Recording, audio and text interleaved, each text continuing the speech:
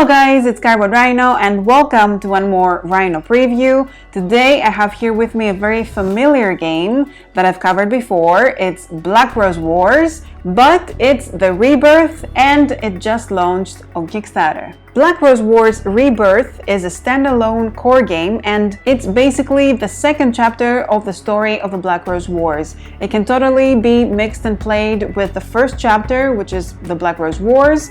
There's loads of new content that increases replayability, and there's some small novelties and improvements in the components and in the gameplay, so it's a great option if you're new to Black Rose Wars, but also for people who already have the first box. Rebirth mainly has a new box and trays, new mages, 6 entirely new schools of magic and spells, new evocation miniatures, and many more that we're gonna see in detail. So just like Black Rose Wars Rebirth is a competitive fantasy game of deck building, strategy, and combat set in the universe of Nova Aetas in Italy.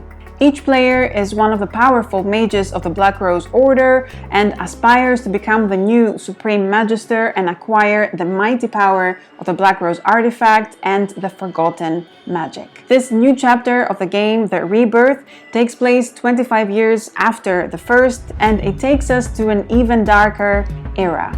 The lodge is destroyed and the mages are trying to re-establish order. The rooms are ruined and in the game you want to rebuild them.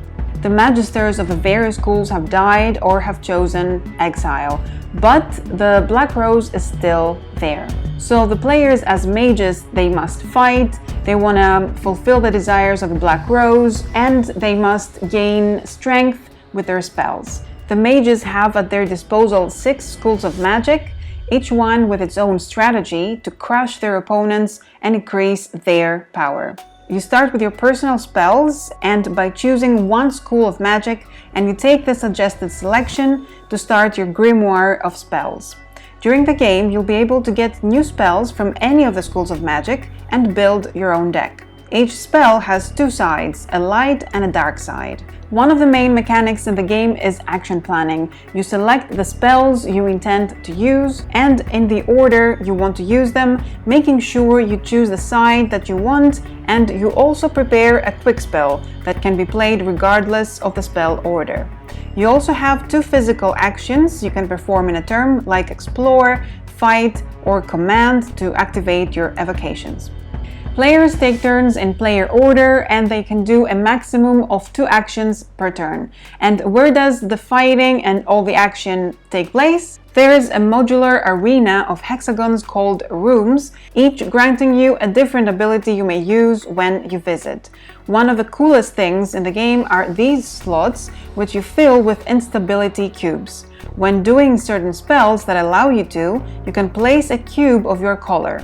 When the room is full of instability cubes, then players get power points relative to their ranking of instability cubes contributed, and also the room is restored. You flip it to its more colorful side, and there's a new ability in the room that now can be used only once per round. And there's lots of gorgeous miniatures and evocations, as you can see, and together with them there's new bases in the color of each player marked with roses. There's upgrade cards to make the evocations more powerful, and jinx cards that you can assign to opposing mages to make their lives more difficult. Among the new evocations there's Nightmares and the Umbra. This is a new kind of evocation that is made to join the mages and move with them. They do not have the ability to move themselves, they can be controlled by other mages as well, or by the Black Rose. Now, the Black Rose itself is present in the game as if it were another player. It has a score token and its score might be the highest at game end, in which case no player wins. Various effects in the game can move the Black Rose token forward, with first and foremost the events that are opened in the beginning of each round. The game also is divided into phases of the moon, which bring in new event cards and quest cards that are harder and more powerful when any token reaches a new moon phase. Each round of the game has 6 distinct phases. We first start with the new events taking place, then the mages may get new quests, then they strategize over their next moves, then they perform their planned actions, and they can also summon creatures. And this takes us to the end of the game. Players with the most completed quests will get extra points, as well as those with the most trophies. You get those primarily by being the one who gives the killing blow to one of the other mages. After being killed, the mages are reborn immediately and they can re-enter the game without delay, but other mages have benefited from their death, getting points from the relative damage they've caused them.